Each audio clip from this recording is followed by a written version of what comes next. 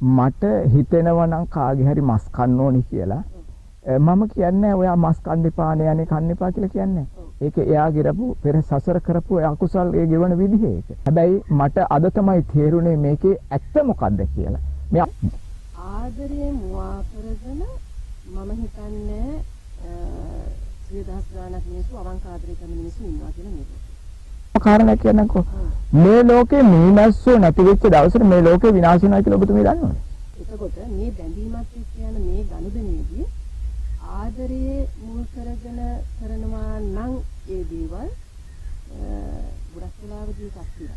මේ ආදරේ කරුණාවත් එක්ක ඒ පෞල් ජීවිතයක් ගත කළේ නැත්නම් මේ ලෝකේ පවතින්නේ කොහොමද? දැන් ඔබතුමීට මම මෙච්චර කතා කරන ලෙඩ සුව වෙන්න බැඳීම් තිබිය යුතු හේතුව අර තාත්තා අර ඉඩම ගේ තියාගෙන දරුවෙක් නැතුව හූල්ලමින් ඉන්නවා කියලා කියන ලෙඩක් නෙවෙයිද? මම මේ දේ කරනවා මම මෙහෙම කරනවා කියලා මිනිස්සුන්ට පෙන්නනවා. පෙන්නන්නේ මිනිස්සු දැනට ඉන්න සමහර දරුවෝ උදවිය මාව දෙන්න කැමති නෑ. ඒකට බෙහෙත් කරන්නේ නොමිලේ මේක මානසික සුවය සකා. මොකද යම් කිසිම කෙනෙක්ගෙන් මුදල් ආධාරයක් ගන්නෙත් නෑ. සියලුම දේවල් මිනිස්සු දුන්නා. මේ අඳින නූල් පොටේ ඉඳලා මිනිස්සු මට දීපුවා තියෙන්නේ.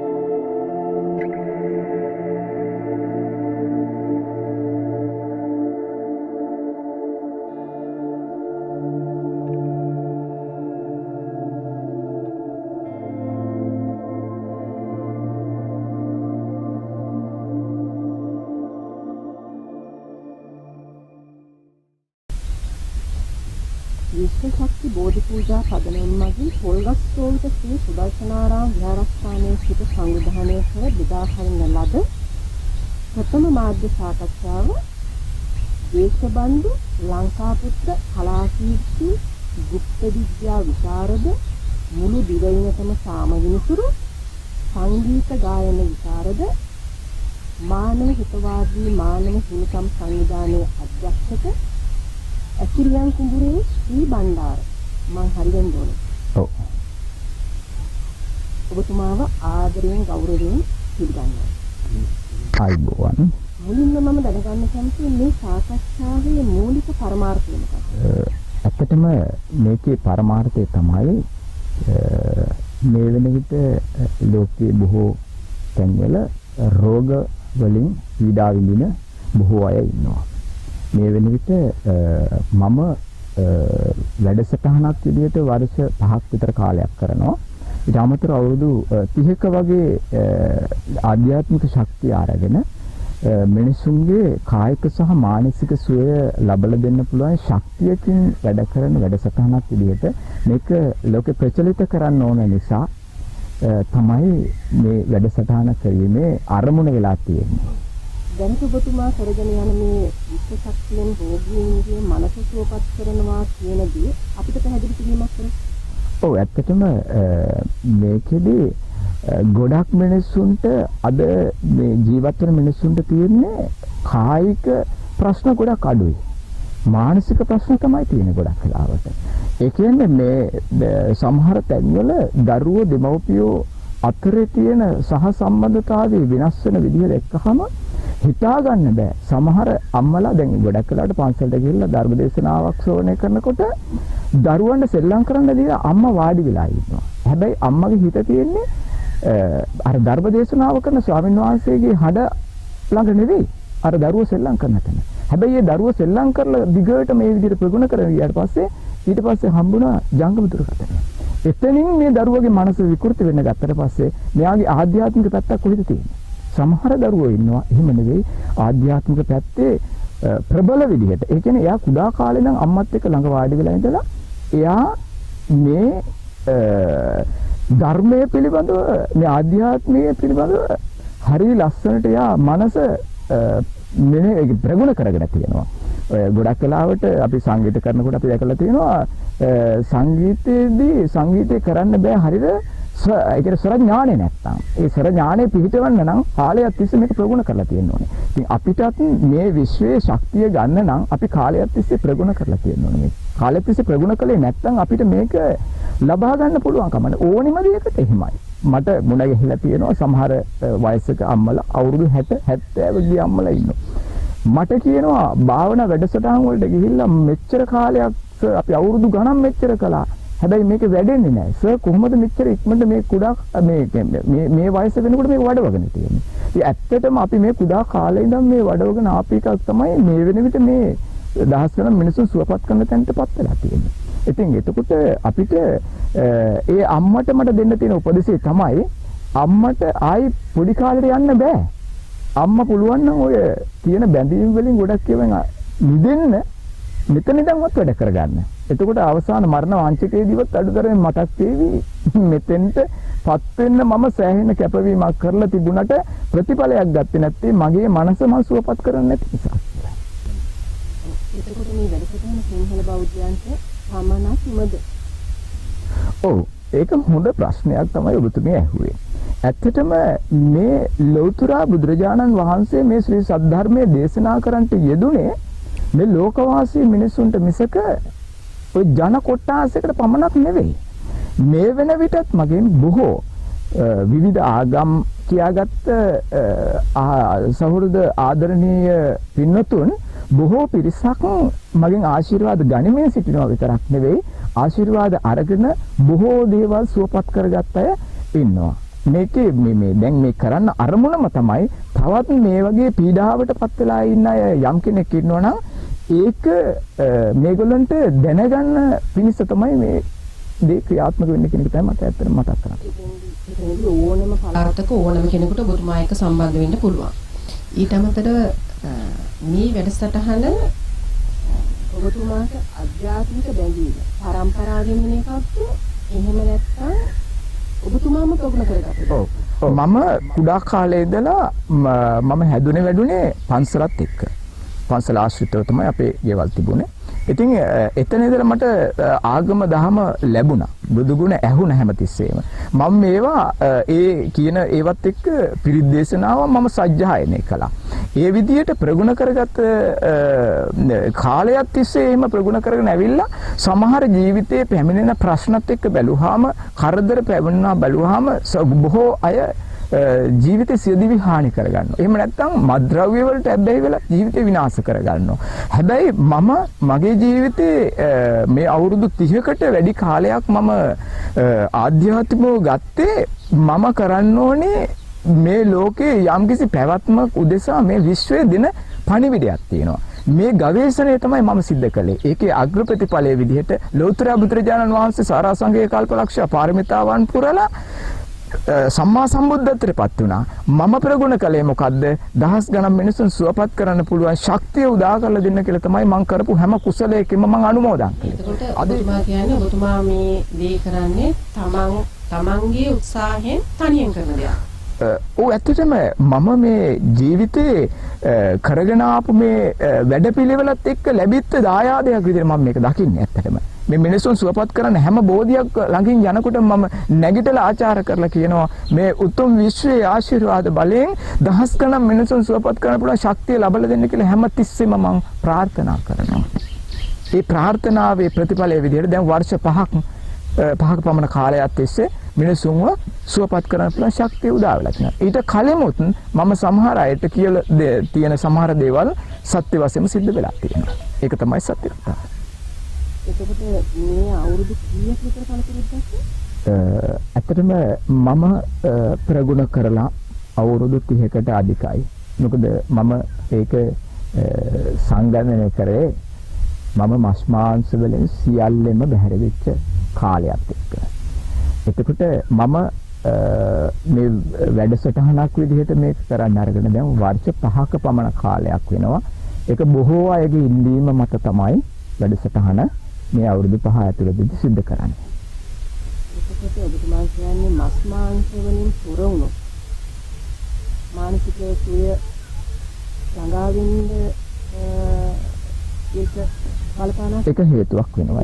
ඔව්. මොකද අපි මේ විශ්වයේ ජීවත් වෙනකොට විශ්වයට පටහැනි දේවල් අපි කරොත් විශ්වයට වැරදි දේවල් කරොත් ඒකේ ප්‍රතිඵලය වැරදි විදියට හම්බ වෙනවා වගේම අපි හොඳ දේවල් කරොත් මේ විශ්වයට හොඳ දේවල් ලැබෙනවා. මම කැමතිද මගේ ශරීරයේ අතක් කපලා හොද්දට දාලා උයලා කනවට මං කැමතිද? මම දැනගන්නේ කැමති දැන් සමහර වෛද්‍ය ප්‍රතිකාර ගන්න ගියාම සමහර අවස්ථාවලදී වෛද්‍යවරු කියනවා මේ දේ ටික ගන්න ගම මේ මස් જાතිය අනුභව කරන්න. මේ මස් ගත්තට ප්‍රශ්නයක් නෑ. ඔව්. එහෙම කියලා කියනවා. එතකොට දැන් මේ වගේ ලේ වඩනවා ඇඟට. ඔව්. එහෙම කියලා කියනවා. ඔව්.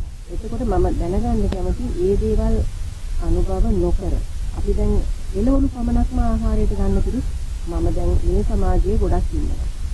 ඒකට ඒගොල්ලන්ටත් දෙයක් හැදෙනවා. සමස්තයක් විදිහට ඔබතුමා කියන්නේ මස් මාංශ නොකා ඉන්න කියලා. මම ඒක එහෙම කියන්නේ නැහැ. මොකද හේතුව තමයි ඒක එයාගේ රුචිය. මට හිතෙනවා නම් කාගේ හරි මස් කන්න ඕනි කියලා. මම කියන්නේ ඔයා මස් කන්න එපා නේ කන්න එපා කියලා කියන්නේ. ඒක එයා ගිරපු පෙර සසර කරපු අකුසල් ඒ ගෙවන විදිහ ඒක. හැබැයි මම ඒ අකුසලයට සම්බන්ධ වෙන්නේ නැති නිසා මම ප්‍රතිපත්තියක් විදියට මම මස් මාංශ අනුභව කරන්නේ නැත්නම් ඒකේ මම සත්‍ය ක්‍රියාවක් කරන්න තරම් මම ප්‍රබල වෙලා තියෙනවා.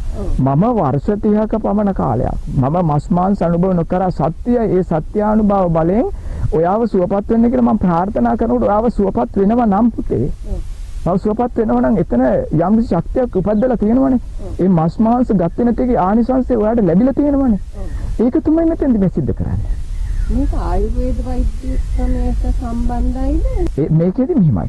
ආයුර්වේදයට සම්බන්ධතාවයක් බොහෝ වෙලාවට තියෙන්න පුළුවන්. නමුත් මේක ආයුර්වේද සම්බන්ධයක් නෙවෙයි තියෙන්නේ ඇත්තටම. ඒ කියන්නේ මේ සමහර දේවල් ඖෂධ ගන්නකොට අපිට ආයුර්වේදයේ ඖෂධ ගන්න වෙන්නේ. ඒකයි මම කිව්වේ සම්බන්ධයක් තියෙන්න පුළුවන් කියලා.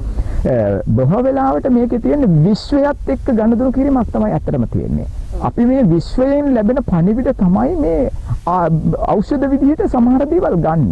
සමහර රෝගීන් මම දැකලා කියනවා පුතේ ඔයාට මෙන්න මේ ඖෂධය ගන්න කියලා කියනවා. හැබැයි එයාට කිසිම ලෙඩක් නැති නිසා එයා ඒක නොගෙන ඉන්නවා. ඒත් හැබැයි එයා දන්නේ නැහැ. එයාට ඇගේ ලෙඩක් තියෙනවා කියලා. මම දන්නේ නැහැ සමහර විට.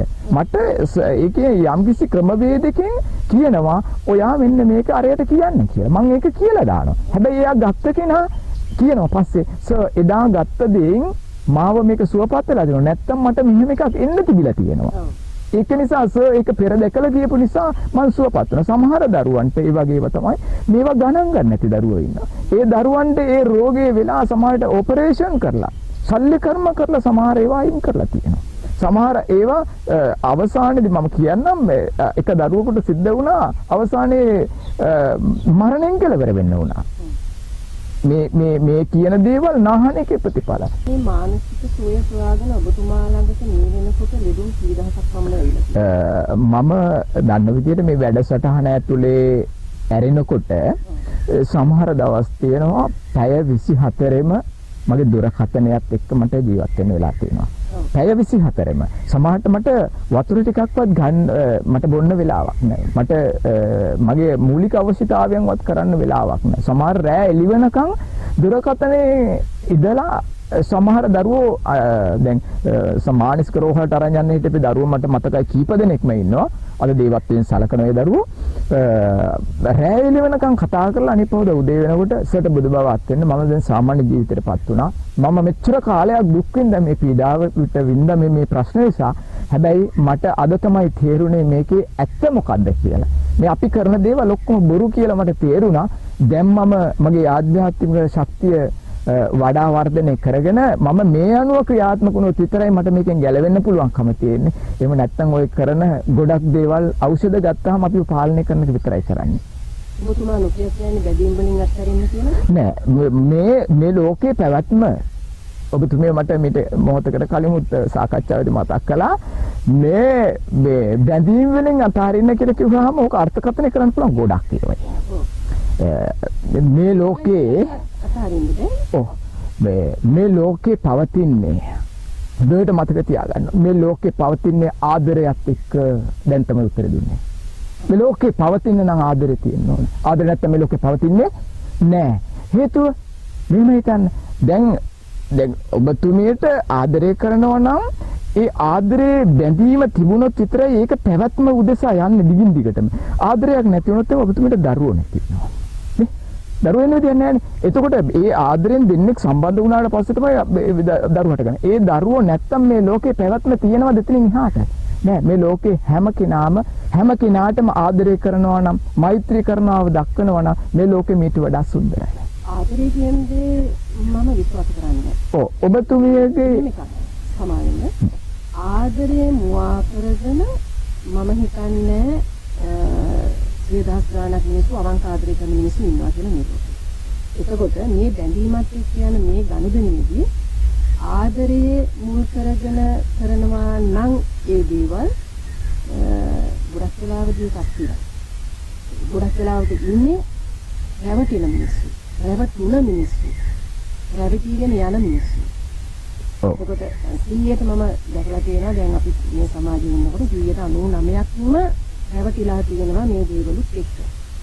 ඔබතුමා කියනවා නම් මේ බැඳීම් ඇති කරගත්තාම ලෙඩ සුවපත් වෙනවා බැඳීම් එක්ක එකතු වුණාම සංසාරේ ගමන යන්නේ පහසුයි. එහෙම කියලා මට ඒක උටි විස්තරය. ඔබතුමිය ඔය කියපු කතාවේ මම අර එක සැරේම කියන්නේ නැහැ මේ වැරදි ටිකක් තියෙනවා කියලා. ඕක නෙවෙයි ඇත්තටම බලාපොරොත්තු වෙන්න ඕනේ දේ. මේ ලෝකේ පැවැත්ම උදෙසා මම කිව්වේ ඔබතුමියට මම මෙහෙම කියන්නකෝ සරලම කාරණයක් කියන්නකෝ. මේ ලෝකේ මීමැස්සෝ නැති වෙච්ච දවසට මේ ලෝකේ විනාශ වෙනවා කියලා ඔබතුමිය දන්නවද? දන්නවද? මේ ලෝකේ මීමැස්සෝ ජීවත් වෙන තුරු විතරයි මේ ලෝකේ පවතින්නේ. හේතුව තමයි මීමැස්සා කියලා කියන්නේ මොකද්ද? සාමූහික එකතුවක් එතන තියෙන්නේ. එතකොට ඒ විනාශ වෙනවයි කියන ඒ සංකේතය අපිට දෙන්නේ මේ විශ්වයෙන් දෙන්නේ නේ. අපි විශ්වය දකින්න ඕනේ මීවදයක් බඹරයක් ඒක කොහෙද තියෙනවනේ. නැති වුණාම මොකද වෙන්නේ? මං කියපු කාරණාවට එනවා අනිවාර්යෙන්. මම කියන්නේ ඔබතුමිය ඕකට මම මෙහෙම කියන්නම්කෝ. ඔබතුමියත් ප්‍රත්‍යජනයි මමත් ප්‍රත්‍යජනයි අපි ගිහි ජීවිතේ ඉන්න හැමෝම ස්වාමීන් වහන්සේලා මේ කරන්න බැහැ කියමුකෝ අපි. මේ වහන්සේලා අපි කරන්න බෑ. උපාසක උපාසිකාවන් මේ පන්සල පවත්වගෙන යන්න හරි පල්ලිය හරි පවත්වගෙන යන්න මේ ආදරේ කරුණාවත් එක්ක ඒ පෞල් ජීවිතයක් ගත කළේ නැත්නම් මේ ලෝකේ පවතින්නේ කොහොමද? ආගම පවතින්නේ කොහොමද? මට ඒක උත්තරය දෙන්න ඕන. බැඳීම් තියෙන්නම ඕන. මේක බැඳීම් කියලා කියන්නේ එතන නෙවෙයි.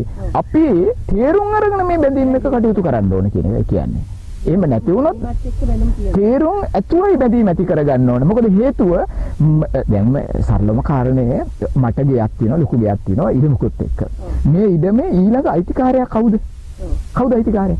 මගේ දරුවෙක් වෙන්න ඉපාය. මේ ඔබතුමිය දෙනවද අල්ලපු ගෙදර එක්කනට මේකත් ඔයා තියාගන්න කියලා දෙනවද?